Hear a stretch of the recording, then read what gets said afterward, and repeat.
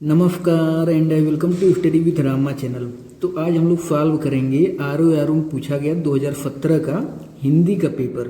इसमें 60 क्वेश्चन होता है। तो आज हम लोग देखेंगे कि किस टाइप का क्वेश्चन पूछा गया था 2017 में। पहला क्वेश्चन इसमें पूछा गया है कि उसका लड़का लंबा है में विशेषण का चयन कीजिए। करें उसका लड़का लंबा है में विशेषण क्या होगा। आपका ऑप्शन है लड़का, लंबा, उसका या फिर उपयुक्त में से कोई नहीं। तो इसमें विशेषण क्या होगा? इसमें विशेषण होगा लंबा। क्या होगा? लंबा। क्यों? क्योंकि विशेषता बता रहा है ना लड़के की कि लड़का कैसा है, लंबा है। लड़के के बारे में बता रहा है कि लड़का लंबा है, इसलिए विशेषण क्या होगा? लंबा। क्वेश्चन नंबर 2 है, करें कि प्रयोग के आधार पर पांडु शब्द होगा। करें प्रयोग के आधार पर पांडु शब्द क्या होगा। तो ये कह रहे हैं कि केवल विशेषण, केवल विशेष्य, विशेषण और विशेष्य दोनों, उपयुक्त में से कोई भी नहीं। तो इसमें क्या होगा प्रयोग के आधार पर? देखिए, प्रयोग के आधार पर पांडु जो शब्द है ना वो विशेषण और विशेष्य दोनों है। क्या है? विशेषण और विशेष्य दोनों है। क्यों? क्योंकि देखिए जो पांडु शब्द होता है ना, पांडु अगर हम विशेषण और विशेष्य के रूप में इसको दोनों को अंतर जाने तो जो पांडु होता है वो विशेषण के रूप में जब हम इसका प्रयोग करते हैं ना पांडु को, तो इसका मतलब होता है हल्के रंग का या फिर पीला होता है। ठीक है। और जब हम विशेष्य के रूप में इसका प्रयोग करते हैं तो एक महाभारत में पात्र थे, आप लोग सुने होंगे, पांडु। पांडु के पुत्र थे पांचों पांडव ना। तो जो पांडु थे वो चूंकि अंबिका और ऋषि व्यास थे, व्यास के मतलब पुत्र थे। ठीक है। तो अगर देखा जाए तो इस हिसाब से यानी कि ये संज्ञा हो गया। तो इसलिए ये विशेषण और विशेष्य दोनों हो गए इसमें। क्वेश्चन नंबर 3 है। क्वेश्चन नंबर 3 में करें कि चतुर विद्यार्थी से प्रश्न पूछो।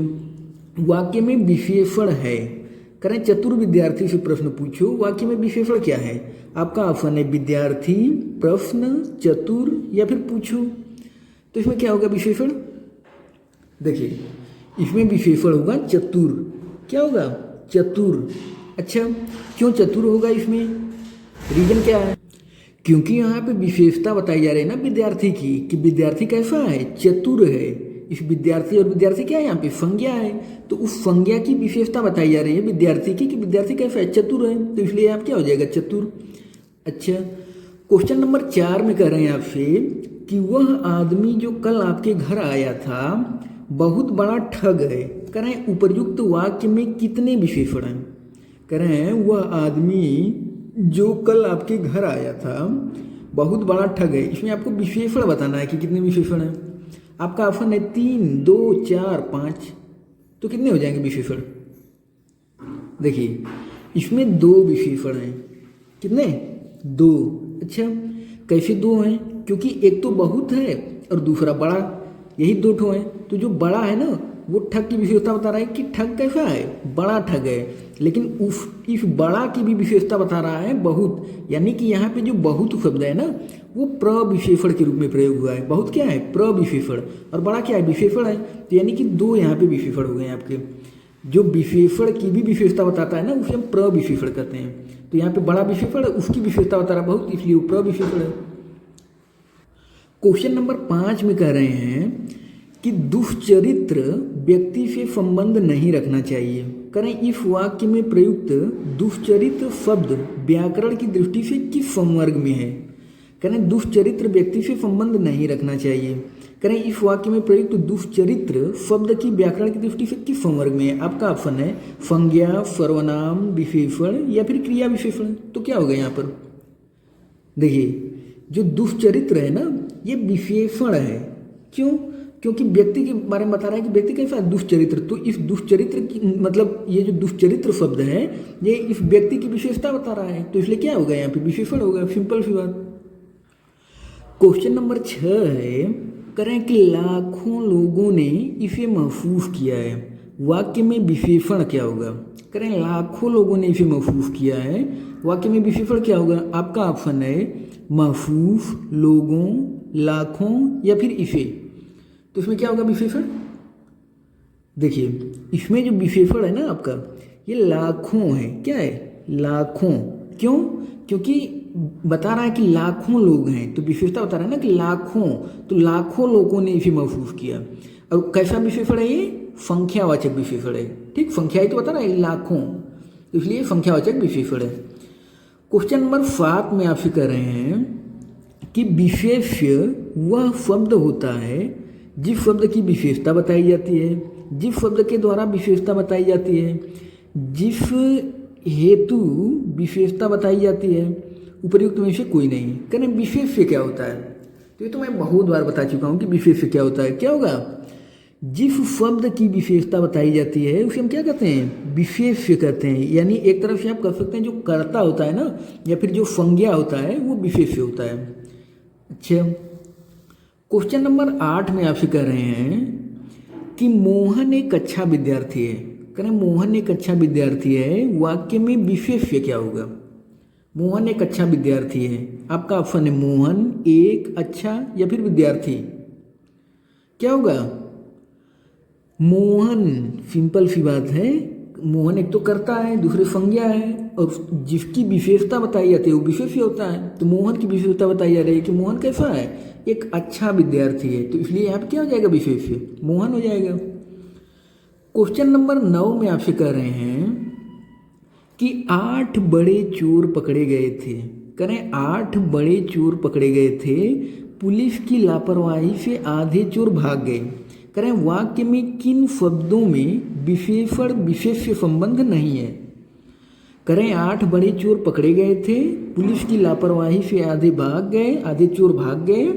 वाक्य में किन शब्दों में विशेषण विशेष्य संबंध नहीं है? आपका ऑप्शन है बड़े चोर, आधे चोर, पुलिस की लापरवाही या फिर 8 बड़े चोर। तो क्या होगा इसमें? देखिए, पुलिस की लापरवाही, इसमें कहाँ आपको विशेषण और विशेष्य संबंध दिख रहा है? देखिए यहाँ पे बड़े क्या है? विशेषण है, और विशेष्य क्या है? चोर, चोर यहाँ पे विशेष्य है। इसमें क्या है? आधे, विशेषता बता रहा है, चोर क्या है? ये संज्ञा है यानी विशेष्य है। यहाँ पर भी 8 बड़े, तो यहाँ पर भी ये विशेषण के रूप में प्रयोग हुआ, चोर क्या है वहाँ पे? संज्ञा के रूप में यानी कि विशेष्य के रूप में। अच्छा, देखिए क्वेश्चन नंबर 10 में आपसे कह रहे हैं कि निम्नलिखित शब्दों में कौन सा विशेषण है? कह रहे हैं निम्नलिखित शब्दों में कौन सा विशेषण है? आपका ऑप्शन है क्रोधी, कंटक, चुनौती या फिर राही। तो यहाँ पे विशेषण क्या होगा? देखिए यहाँ पे जो विशेषण होगा ना वो क्रोधी होगा। क्रोधी क्यों? क्योंकि हम कहते हैं क्रोधी व्यक्ति, यानी कि उस व्यक्ति की विशेषताएं तो बता रहा है कि व्यक्ति कैसा है? क्रोधी है। तो यहाँ पे क्रोधी क्या होगा? विशेषण। क्वेश्चन नंबर 11 में कर रहे हैं आपसे कि विशिख, विशिख किस शब्द का पर्यायवाची है? कह रहे हैं विशिख जो शब्द है ना वो किसका पर्यायवाची है? आपका ऑप्शन है बुद्ध का, बाण का, तरु का या फिर सरोवर का। तो यहाँ पे किसका हो जाएगा? विशिख। जो विशिख शब्द है ना वो बाण का होता है। किसका? बाण का, बाण का पर्यायवाची है। अच्छा, तो फिर बाण का और क्या क्या पर्यायवाची शब्द होता है दिखा रहे हैं आप लोगों को। तो देखिए बाण का क्या होता है? बाण का आपका होता है फर, तीर, विशिख, शिलीमुख, नाराज आदि। ठीक है, ये बाण का होता है। जो यहाँ पे आप लोगों को मिल रहा है ना सरोवर, यहाँ ऑप्शन में मिला है ना सरोवर। सरोवर का मतलब होता है तालाब, फर, पुष्कर, जलाशय, तड़ाग, पद्माकर और सरसी। और जो यहाँ पे तरु मिला है ना, तरु, तरु का पर्यायवाची होता है पेड़। तरु का मतलब क्या होता है? पेड़। तो पेड़ की पर्यायवाची तरु, द्रुम, वृक्ष, पादप, रुच्छ आदि, ये पेड़ की पर्यायवाची है। क्वेश्चन नंबर 12 में आपसे कह रहे हैं कि निम्नलिखित में खर का पर्यायवाची शब्द नहीं है। कौन सा खर का पर्यायवाची नहीं है? अच्छा, तो खर का मतलब होता क्या है? देखिए खर जो होता है ना किसका पर्यायवाची अभी बता रहा हूँ। पहले देखिए इसका आंसर क्या होगा? तेज, तेज। ये खर का पर्यायवाची नहीं है। जो खर के पर्यायवाची है ना, खर का मतलब होता है गदहा, गदहा पर्यायवाची है। यानी गदहा की और क्या क्या पर्यायवाची हैं? खर, गर्दभ, बैफाख नंदन, धूसर, बेफर, चक्रीवान। तो क्या हो जाएगा, देखिए दुष्ट भी होता है, दुष्ट होता है, तिनका भी होता है, ठीक है, ये सब गधा का पर्यायवाची है। क्वेश्चन नंबर 13 में आपसे कह रहे हैं कि कौन सा शब्द घोड़ा का पर्यायवाची नहीं है। करें कि कौन सा शब्द घोड़ा का पर्यायवाची नहीं है। बाजी, तुरंग, फारदूल है। करें घोड़ा का पर्यायवाची कौन सा नहीं है। देखिए इसका आंसर क्या होगा, फारदूल। फारदूल घोड़ा का थोड़ी ना होता है। फारदूल, फारदूल किसका होता है। फारदूल तो बताइए किसका होता है। फारदूल जो पर्यायवाची होता है ना, फारदूल फेर का पर्यायवाची होता है। किसका होता है, फेर का। अच्छा फेर का और क्या क्या पर्यायवाची होता है। देखिए फेर को केसरी भी कहा जाता है। एक मूवी बनी थी ना केसरी, आप लोग देखे होंगे अक्षय कुमार की। तो केसरी मतलब फेर का पर्यायवाची है। केसरी, वनराज, सिंह, हरि, मृगराज, मृगराज भी कहा जाता है, ठीक है, फेर को। ये आपका फेर का पर्यायवाची हो गया। अब देखिए क्वेश्चन नंबर 14 में आपसे कह रहे हैं कि टीका शब्द का पर्याय है। करें टीका का पर्यायवाची क्या होता है। टीका का पर्यायवाची क्या होगा, व्याख्या। क्या होता है, व्याख्या। व्याख्या टीका का पर्यायवाची होता है। क्वेश्चन नंबर 15 में आपसे कह रहे हैं कि निम्नलिखित में यमुना का पर्यायवाची शब्द नहीं है। करें यमुना का पर्यायवाची कौन सा नहीं है। क्वेश्चन नंबर 15 देखिए यमुना का जो पर्यायवाची होता है ना, वो क्या क्या होता है। यमुना की पर्यायवाची कालिंदी, सूर्यफुता, रवि तनया, तरड़ी तनुजा। तरड़ी तनुजा भी यमुना पर्यायवाची, ठीक है, आप लोग सुने होंगे तरड़ी तनुजा, तर तमाल तरुअर बरुछाई। तो ये जो तरड़ी तनुजा है ना, ये यमुना की पर्यायवाची है।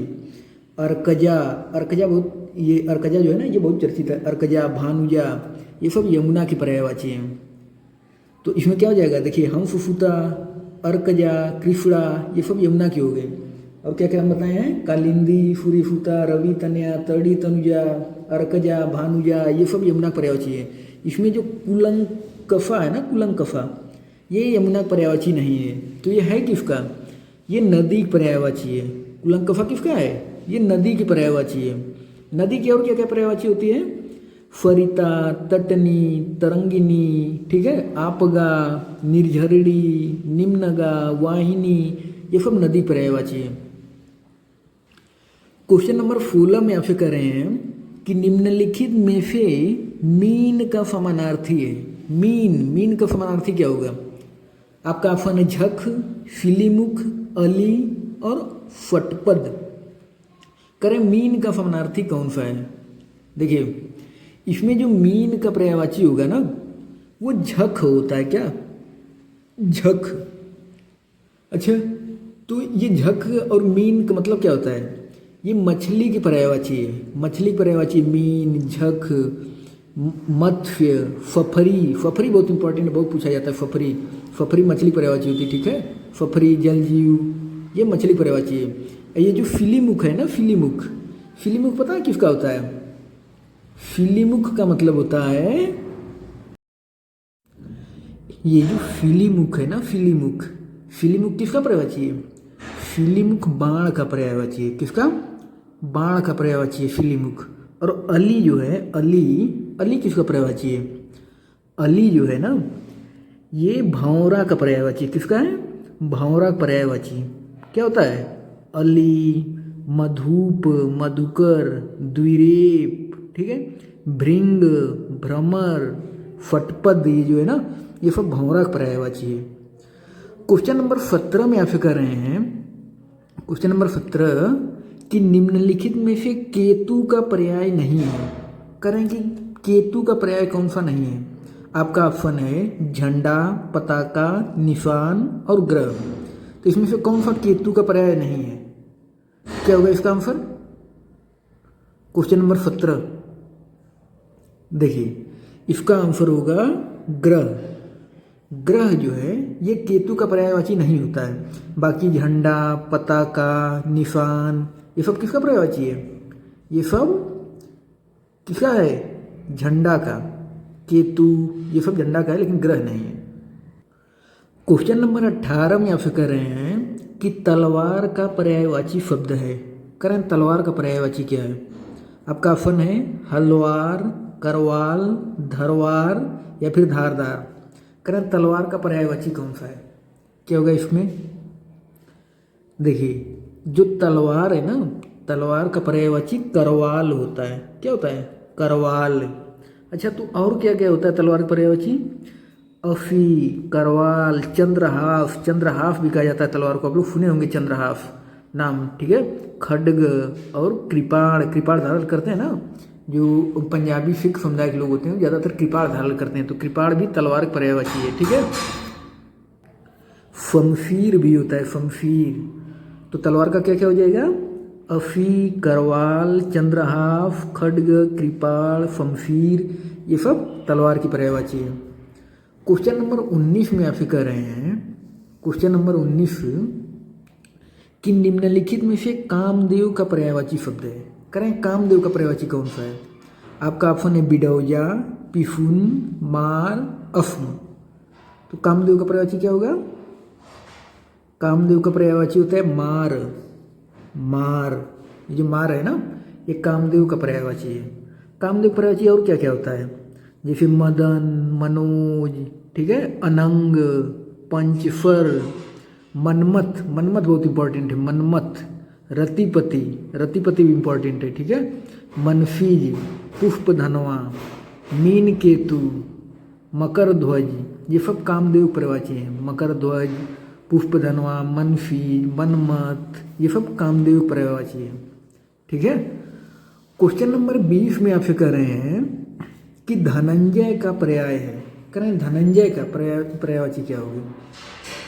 क्या होगा इसमें? क्वेश्चन नंबर 20 धनंजय पर्यायवाची है गुडाकेश, गुडाकेश। जो गुडाकेश है ना, धनंजय पर्यायवाची और क्या क्या होती है? जैसे आप लोग सुने होंगे, अगर महाभारत देखे होंगे तो उसमें कृष्ण भगवान कहते हैं ना कि पार्थ, आप लोग बहुत नाम सुने होंगे, पार्थ, अर्जुन को कहते थे पार्थ। तो धनंजय जो है अर्जुन की पर्यायवाची, ठीक है। धनंजय किसे कहा जाता है? अर्जुन को, यानी कि धनंजय, सत्यसाची, ठीक है, सव्यसाची, सत्य नहीं सव्य, सव्यसाची, पार्थ, गुडाकेश, ये अर्जुन की पर्यायवाची है, ठीक है। अर्जुन को ही धनंजय भी कहा जाता है। और जो सारथी शब्द है ना, सारथी, ये सारथी पता है किसको? सारथी का मतलब क्या होता है? उसमें कभी कभी कृष्ण भगवान अर्जुन को सारथी भी कहते थे। क्यों? क्योंकि सारथी का मतलब होता है योद्धा, नायक, साथी, सहायक, ठीक है, इसलिए अर्जुन को सारथी कहा करते थे। और देखिए जो मृत्युंजय है ना, मृत्युंजय, मृत्युंजय किसे कहा जाता है? भगवान शिव को, शंकर भगवान को मृत्युंजय कहा जाता है, ठीक है। और मृत्युंजय का मतलब क्या होता है? कि मौत का विजेता, जो मतलब मृत्यु पर विजय प्राप्त करने वाला, मृत्युंजय, ठीक है। तो यहाँ से क्या हो जाएगा? धनंजय का पर्याय गुडाकेश। क्वेश्चन नंबर 21 में कह रहे हैं कि निम्नलिखित में से तत्सम की दृष्टि से शुद्ध है। करें तत्सम की दृष्टि से कौन सा शुद्ध है? क्वेश्चन नंबर 21 क्या होगा? आपका ऑप्शन है फाटिका, रस्सी, रैन और सरसों। क्या होगा क्वेश्चन नंबर 21? रैन, रैन, ठीक है। रैन क्या है? तत्सम शब्द है। रैन आप लोग सुने होंगे ना, इसको हम करवा भी चुके हैं, ये रात्रि, रात्रि पर्यायवाची है रैन, ठीक है। और देखिए रात्रि की और क्या क्या पर्यायवाची होती है? जैसे निशा, छाया, रैन, रात, यामिनी, फरवरी, तमस्विनी, विभावरी, ये सब रात्रि पर्यायवाची है, ठीक है। तो यहाँ से क्या हो जाएगा? रैन। क्वेश्चन नंबर 22 में आपसे कह रहे हैं कि बारात का तत्सम रूप है। करें बारात का तत्सम क्या होगा? आपका ऑप्शन है वरात, बारात, बरात या फिर वर यात्रा। ये तो सिंपल है। क्या होगा? जो बारात का तत्सम होता है ना, वो वर यात्रा होता है। क्या होता है? वर यात्रा, वर यात्रा। क्वेश्चन नंबर 23 में आपसे कह रहे हैं कि मोती का तत्सम रूप क्या होगा? मोती, मोती का तत्सम क्या होगा? आपका ऑप्शन है मौती, मौक्तिक, मुक्तक या फिर उपयुक्त में से कोई नहीं। तो क्या होगा?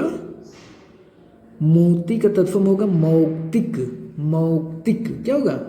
मौक्तिक, मौक्तिक होता है, मोती का तत्सम। क्वेश्चन नंबर 24 में आपसे कह रहे हैं कि मिट्टी का तत्सम शब्द है। कह रहे हैं मिट्टी का तत्सम क्या होगा। मिट्टी का तत्सम पता है क्या होता है? मिट्टी का तत्सम होता है मृत्तिका। मृत्तिका ये है आपका मिट्टी का तत्सम, मृत्तिका। ठीक है। क्वेश्चन नंबर 25 में आपसे कह रहे हैं, क्वेश्चन नंबर 25 कि निम्नलिखित में से तद्भव शब्द है। कह रहे हैं तद्भव शब्द कौन सा है। देखिए इसमें क्या होगा, ओझा। ओझा, ओझा क्या है? तद्भव है। ठीक है। और जो आपका, हाँ ठीक है, इसका हो जाएगा ओझा। जो उलूक है ना, उलूक, उलूक का मतलब क्या होता है? उल्लू का जो तद्भव होता है उल्लू होता है। उल्लू का तद्भव क्या होता है? उल्लू। कूप का क्या होता है? कूप का तद्भव कुआं होता है। ठीक है। और जो आपका यहाँ पे ओझा है ना, ओझा, इसका अगर तत्सम आपसे पूछा जाए कि इसका तत्सम क्या होगा ओझा का, तो उपाध्याय होता है। ओझा का तत्सम क्या होता है? उपाध्याय। देखिए कह रहे हैं कि निम्नलिखित में से एक शब्द तत्सम है, क्या होगा? इसमें तत्सम क्या होगा? इसमें तत्सम होगा सरीसृप। ऑप्शन नंबर बी, सरीसृप। सरीसृप क्या है? तत्सम शब्द है। देखिए, और जो फपूत है ना, फपूत, फपूत का अगर हम आपसे पूछें तत्सम क्या होगा, तो फपूत का फुपुत्र होता है। ठीक है। फपूत का क्या होता है? फुपुत्र। ये देखिए क्वेश्चन नंबर 27। क्वेश्चन नंबर 27 में आपसे कह रहे हैं कि देखिए अगर हम, अच्छा पहले वाले इसमें देख लीजिए कि जो फपूत है उसका फुपुत्र होता है, फपूत का फुपुत्र। और जो ये फांकल है ना, फांकल, उसका श्रृंखला करके होता है, फांकल का श्रृंखला। और ये जो फाज है, फाज का संध्या होता है। फाज का तत्सम क्या होता है? संध्या। क्वेश्चन नंबर 27 में कह रहे हैं कि निम्नलिखित में से तद्भव शब्द, कह रहे हैं तद्भव कौन सा है? आपका ऑप्शन है ज्योत्सना, श्रेष्ठी, परीक्षा और घर। तो कह रहे हैं तद्भव क्या होगा? तो इसमें तद्भव कौन सा है? घर। ये जो घर है ना, घर, ये तद्भव शब्द है। बाकी जितने हैं सब तत्सम है। ज्योत्सना का मतलब क्या होता है? ज्योत्सना का मतलब पता है क्या होता है? ज्योत्सना का मतलब होता है चांदनी। ठीक है। ज्योत्सना का अर्थ चांदनी होता है। अच्छा, अगर हम घर का कहें कि घर का तत्सम क्या होगा? घर का तत्सम होता है गृह। और जो परीक्षा है ना, परीक्षा का तत्सम परीक्षा, मतलब परीक्षा ऐसे लिखा जाएगा, आपको बता दें। देखिए इसका जो तत्सम होगा ना, आधा च इसे रहता है, फिर उसके बाद छ, परीक्षा। परीक्षा कैसे होगा? परीक्षा ऐसे, परीक्षा, ये होता है तत्सम परीक्षा का। ठीक है। अब देखिए क्वेश्चन नंबर 28 में आपसे कह रहे हैं कि अखरोट का तत्सम रूप क्या है। करें अखरोट का तत्सम क्या होगा? आपका ऑप्शन है अछवट, अछवाट, अछोट या फिर अक्षयवट। तो क्या होगा? अखरोट का तत्सम अछोट होता है, अछोट।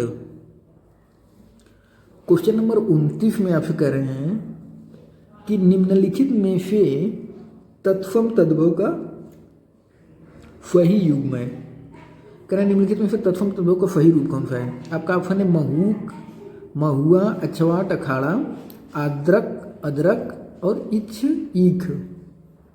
तो कह रहे हैं तत्सम तद्भव का सही रूप कौन सा है? क्या होगा? देखिए इसमें जो सही होगा ना, वो अछवाट का अखाड़ा, अछवाट का अखाड़ा शुद्ध होगा। बाकी सब क्यों नहीं है? क्योंकि जो महुआ है ना, महुआ, महुआ का महूक होता है। ये जो महूक लिखा है ना, ये महूक नहीं होता है, मधुक होता है, ध होता है, मधुक, न कि महूक। ठीक है, मधुक। और जो ये अदरक है ना, अदरक, अदरक का आर्द्रक होता है। ये उड़नतरा इस पे लगेगा, आर्द्रक, जैसे ऐसे लिखाएगा, आर्द्रक ऐसे रहेगा। ठीक है, अदरक का। और ईख जो है, ईख का क्या होता है? इच्छू होता है। ईख का इच्छू होता है, इच्छू। तो इसलिए क्या हो जाएगा? Option number B. Question number 30 में आपसे कह रहे हैं कि निम्नलिखित में से तत्सम की दृष्टि से एक युग्म अशुद्ध है। कह रहे हैं कि तत्सम की दृष्टि से कौन सा युग्म अशुद्ध है? आपका ऑप्शन है दीक्षा, परीक्षा, फूकर, बलिवर्ग, कपूत, फपूत और वरिष्ठ, कनिष्ठ। तो कह रहे हैं कि तत्सम की दृष्टि से अशुद्ध कौन सा है? क्या होगा इसमें? कपूत का फपूत थोड़ी होगा, ये तत्सम तद्भव, ये इसका थोड़ी सही युग्म है, ये तो उसका विलोम दिए हैं, कपूत का फपूत, ठीक है, ये विलोम होता है, कपूत का विलोम फपूत। अच्छा, तो अगर हम कहें कि इनका तत्सम तद्भव क्या होगा, तो जो कपूत है ना, कपूत का कपूत कुपुत्र होता है, ठीक है, कुपुत्र, कपूत का कुपुत्र होता है, और जो फपूत है ना, फपूत का फुपुत्र होता है, मतलब त्र लग जाता है, और ज़्यादातर जिसमें त्र लगता है ना, वो ज़्यादातर तत्सम में ही जाता भी है, तो इसलिए इसका क्या हो जाएगा? कपूत का कुपुत्र और फपूत का फुपुत्र, ठीक है, ये तत्सम होगा। और जो आपको, हाँ ठीक है, बस यही जान लीजिए, बाकी ये पूछा था अशुद्ध, तो ठीक है। क्वेश्चन नंबर 31 में आपसे कर रहे हैं कि निम्नलिखित शब्दों में वर्तनी की दृष्टि से कौन सा शब्द अशुद्ध है? कह रहे हैं वर्तनी की दृष्टि से अशुद्ध। आपका ऑप्शन है पुष्पांजलि, निरापराध, भास्कर या फिर उज्ज्वल।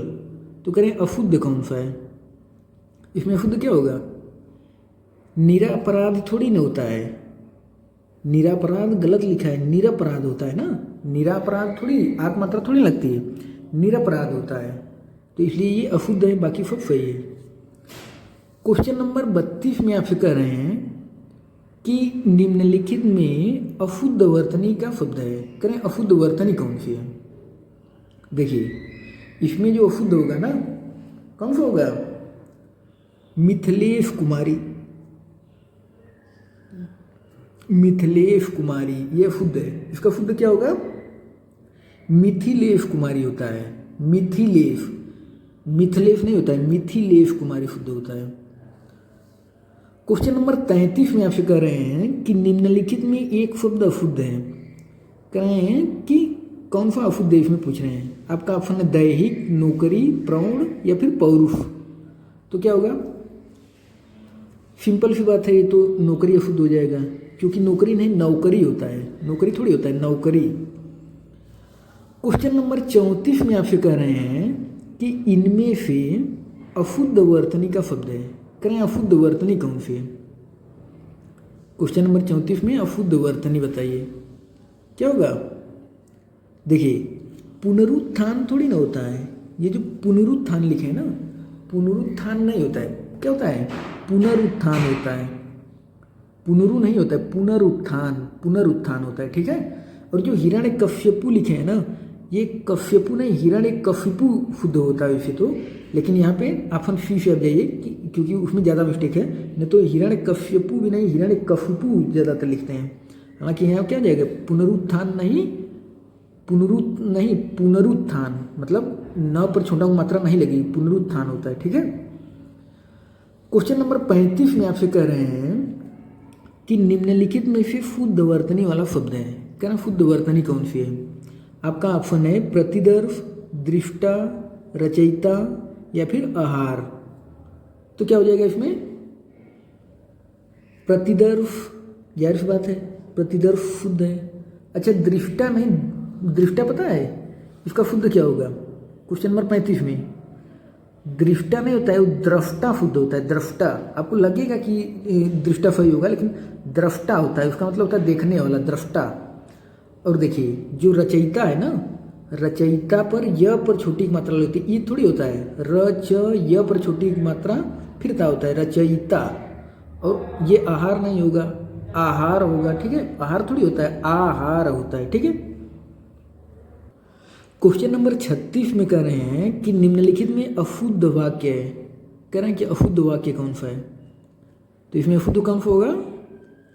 एक गुलाब की माला थोड़ी ना होता है, गुलाब की एक माला, ठीक है। गुलाब मतलब एक गुलाब थोड़ी ना होगी, एक गुलाब की माला कैसे बना होगी? तो इसलिए ये अशुद्ध है, बाकी सब शुद्ध है। अब देखिए, क्वेश्चन नंबर 37 जो है, क्वेश्चन नंबर 37 में कह रहे हैं कि निम्नलिखित में से एक वाक्य अशुद्ध है।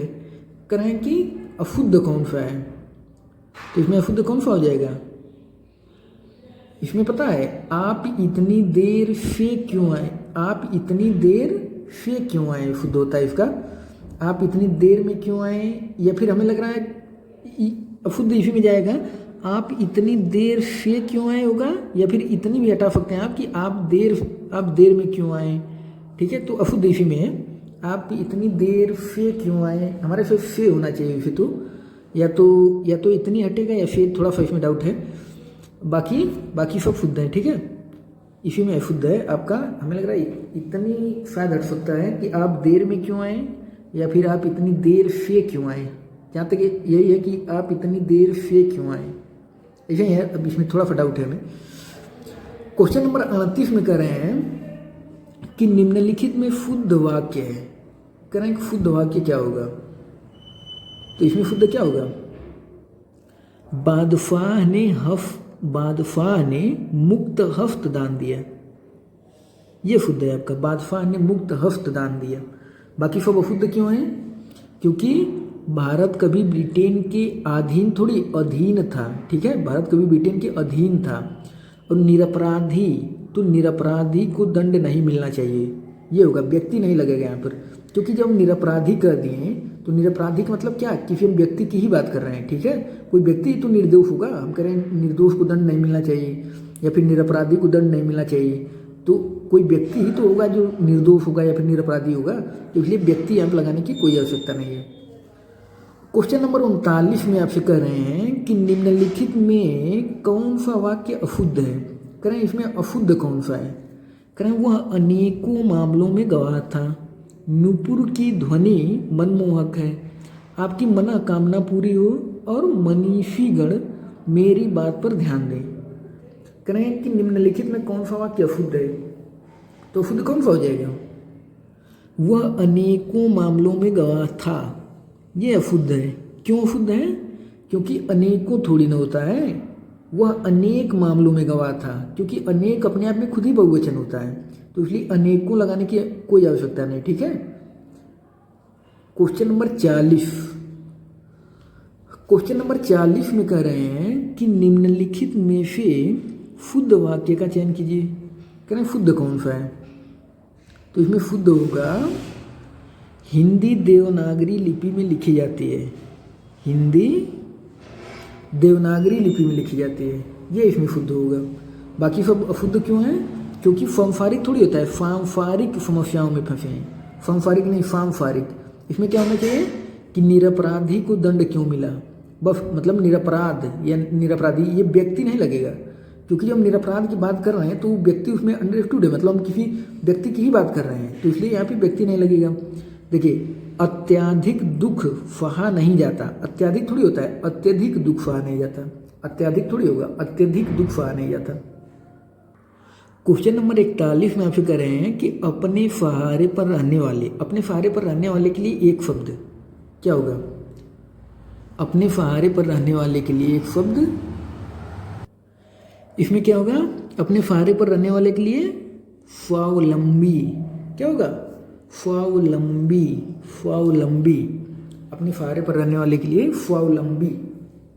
देखिए क्वेश्चन नंबर 42 में आपसे कह रहे हैं कि अप्रमेय किस वाक्यांश के लिए प्रयोग होता है, ठीक है, अप्रमेय किस वाक्यांश के लिए एक शब्द है, तो क्या होगा क्वेश्चन नंबर 42 में, अप्रमेय, क्वेश्चन नंबर 42 क्या होगा, ऑप्शन नंबर सी, जो प्रमाण से सिद्ध न हो सके, अप्रमेय, और जो तौला या नापा न जा सके उसे क्या कहते हैं, उसे अपरिमेय कहते हैं, जो तौला या नापा न जा सके अपरिमेय होता है, लेकिन जो प्रमाण से सिद्ध न हो सके उसे क्या कहा जाता है, अप्रमेय कहा जाता है, और जो तौला या मापा न जा सके अपरिमेय। क्वेश्चन नंबर 43 में कह रहे हैं कि किसी पर विजय प्राप्त करने की इच्छा रखने वाला, क्या होगा, किसी पर विजय प्राप्त करने की इच्छा रखने वाले को क्या कहते हैं, जिगीफू, क्या कहते हैं, जिगीफू। क्वेश्चन नंबर 44 में कह रहे हैं कि जो स्त्री सूर्य भी न देख सके, वाक्यांश के लिए एक शब्द है, करें जो स्त्री सूर्य भी न देख सके, क्या होगा इसमें? क्वेश्चन नंबर 44 में, क्वेश्चन नंबर 44 में होगा, क्या होगा? असूर्यम पश्या, असूर्यम पश्या, जो स्त्री सूर्य भी न देख सके उसे क्या कहते हैं? असूर्यम पश्या। क्वेश्चन नंबर 45 में कह रहे हैं कि कुछ शर्तों पर, कुछ खास शर्तों पर किसी कार्य को करने का समझौता क्या कहलाता है? क्वेश्चन नंबर 45, कुछ खास शर्तों पर किसी कार्य को करने का समझौता क्या कहलाता है?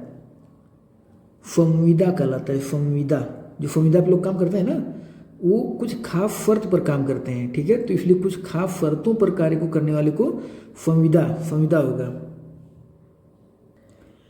क्वेश्चन नंबर 46 में कह रहे हैं कि जिसकी पहले से कोई आशा न की गई हो के लिए एक शब्द करें। जिसकी पहले से कोई आशा न की गई हो, क्या होगा? अप्रत्याशित, अप्रत्याशित, जिसकी पहले से कोई आशा न की गई हो, अप्रत्याशित। क्वेश्चन नंबर 47 में कह रहे हैं कि राज्य द्वारा निकाला गया आधिकारिक आदेश, वाक्यांश के लिए एक शब्द है। कह रहे हैं राज्य द्वारा निकाला गया आधिकारिक आदेश क्या होगा? अध्यादेश कहलाता है। क्या होगा? अध्यादेश। राज्य द्वारा निकाला गया जो आधिकारिक आदेश है ना, उसे हम अध्यादेश कहते हैं। अध्यादेश होता क्या है? अध्यादेश का मतलब होता है कि ऐसा कानून जो केंद्रीय मंत्रिमंडल की सिफारिश पर भारत के राष्ट्रपति द्वारा प्रख्यापित किया जाता है, जिसका संसद के अधिनियम के समान प्रभाव होता है। 123 अनुच्छेद 123 के तहत जारी किया जाता है। अध्यादेश जो होता है ना, उसको जारी होने के 6 सप्ताह के अंदर उसको संसद से फिर से पास कराना पड़ता है। अगर वो पास नहीं होगा तो फिर वो निरस्त हो जाता है अध्यादेश, इसलिए उसको 6 सप्ताह अंदर पास कराना पड़ता है अध्यादेश को। ये ऐसे समय पे अध्यादेश लाया जाता है जब संसद की कार्रवाई नहीं चल रही होती है और सरकार को कोई मतलब तत्काल विधायी कार्रवाई करने की आवश्यकता हो तब अध्यादेश लाया जाता है। और अधिसूचना क्या होता है? अधिसूचना मतलब नोटिफिकेशन। तो जो नोटिफिकेशन आता है, जारी किया जाता है ना, आप लोग देखे होंगे, जैसे कोई वैकेंसी आई तो नोटिफिकेशन जारी किया जाता है। तो कहने मतलब कि सरकारी आदेश यानी नियुक्ति, नियम, अवकाश से संबंधित सूचनाओं को आम जनता और संबंधित व्यक्ति के लिए राजपत्र में प्रकाशित किया जाता है। इसको किसमें? राजपत्र में इसको मतलब प्रकाशित किया जाता है, जो अधिसूचना, नोटिफिकेशन जो होता है। और अधिनियम क्या होता है?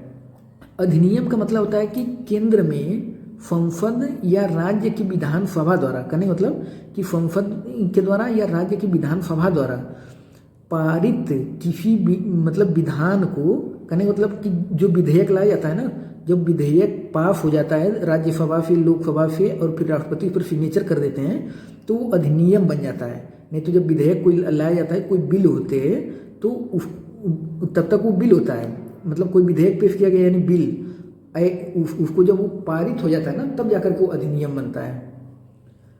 देखिए क्वेश्चन नंबर 48 में कह रहे हैं कि वह स्त्री जिसका पति परदेश गया हो, वाक्य के लिए एक शब्द है। कह रहे हैं कि वह स्त्री जिसका पति परदेश गया हो, क्या होगा?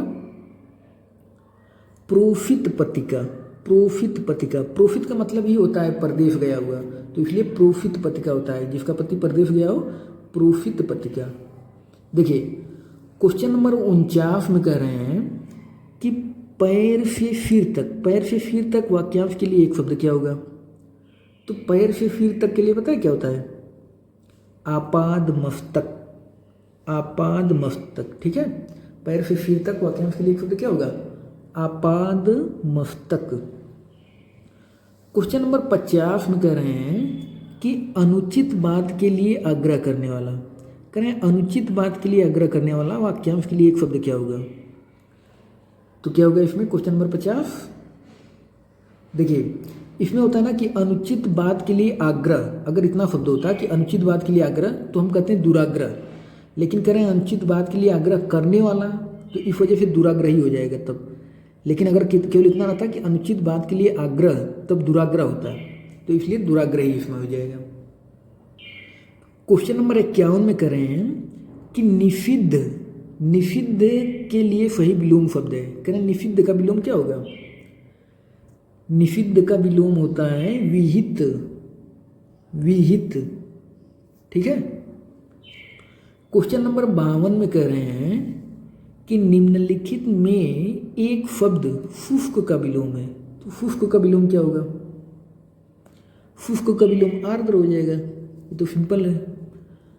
क्वेश्चन नंबर 53, क्वेश्चन नंबर 53 में कह रहे हैं कि निम्नलिखित में से एक शब्द स्थूल का विलोम नहीं है। कह रहे हैं कि निम्नलिखित में से एक शब्द स्थूल का विलोम नहीं है।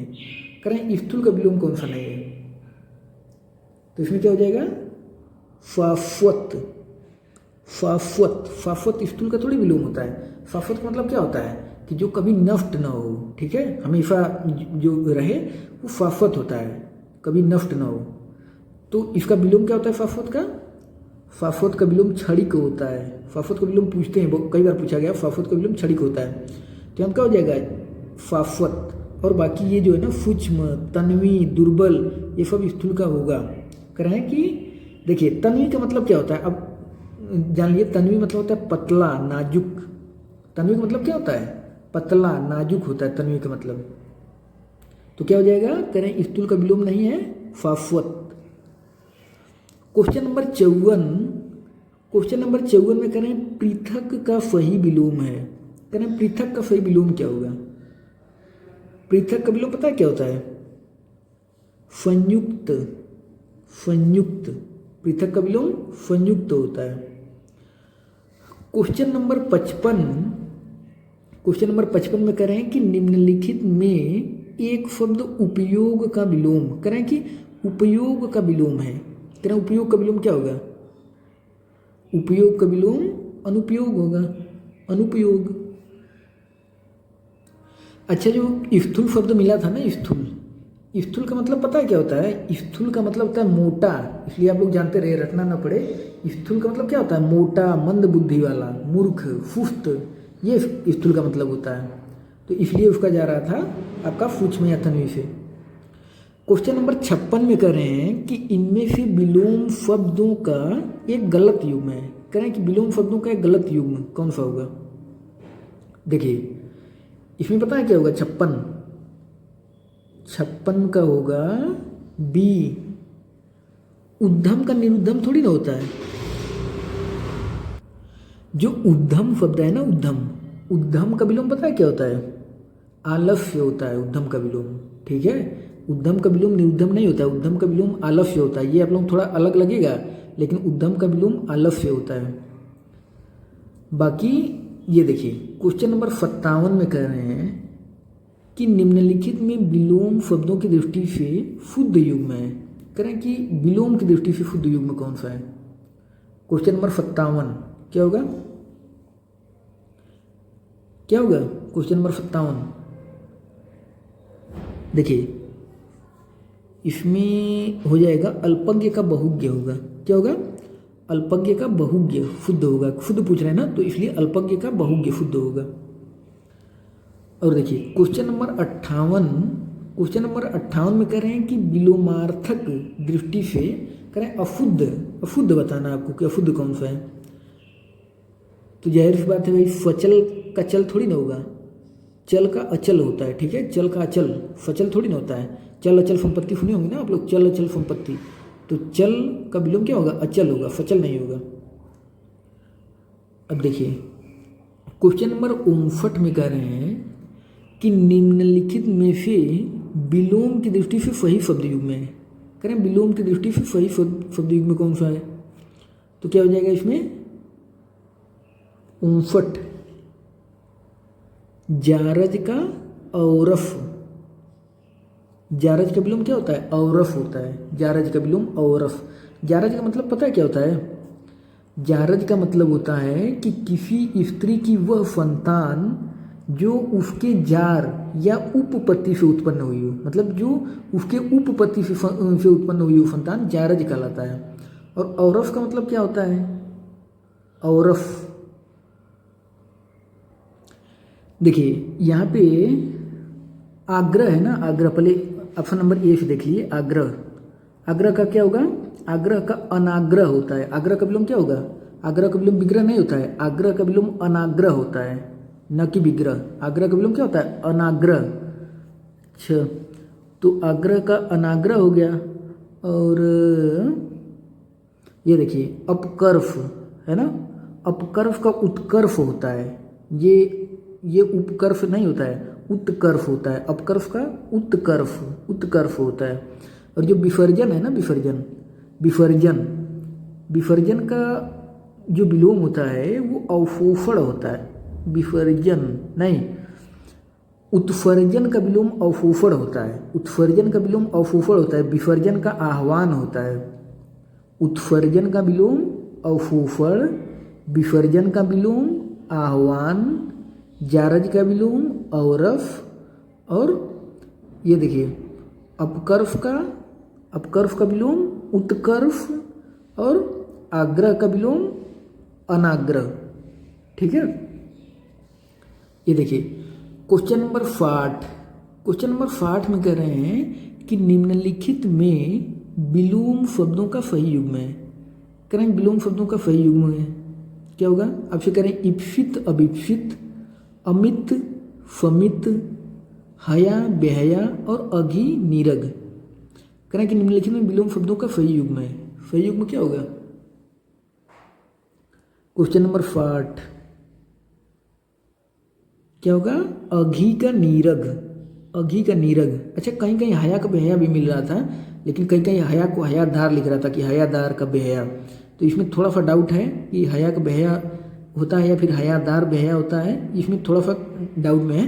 लेकिन अघी का नीरग तो होता है, ये तो कन्फर्म है, अघी का नीरग। ठीक है, तो इसलिए ज़्यादा सही यही है। आप लोग इसी हो जाइए अघी का नीरग से। क्यों? क्योंकि अघी का मतलब क्या होता है? अघी का मतलब पता है क्या होता है? अघी का मतलब होता है पापी, और नीरग का मतलब होता है निष्पाप, मतलब निर्दोष, दोष रहित। नीरग निर्दोष होता है, अघी का मतलब पापी होता है। तो इसलिए ये तो कन्फर्म है कि होगा, तो इसलिए अघी के नीरग से आप लोग जाइए। बाकी इप्सित का मतलब पता है क्या होता है? इप्सित का मतलब होता है प्रिय। इप्सित का मतलब क्या होता है? इप्सित का मतलब प्रिय होता है। तो इसलिए इप्सित का अभिप्सित नहीं होता है।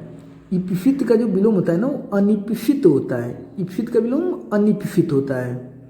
तो इसलिए इसमें क्या हो जाएगा? अघी का नीरग ज़्यादा शुद्ध है, तो इसलिए आप लोग इसी से चले जाइए। बाकी मिलते हैं आप लोगों से अगली वीडियो में। अगर अच्छा लगा होगा वीडियो तो लाइक कर दीजिएगा और सब्सक्राइब भी।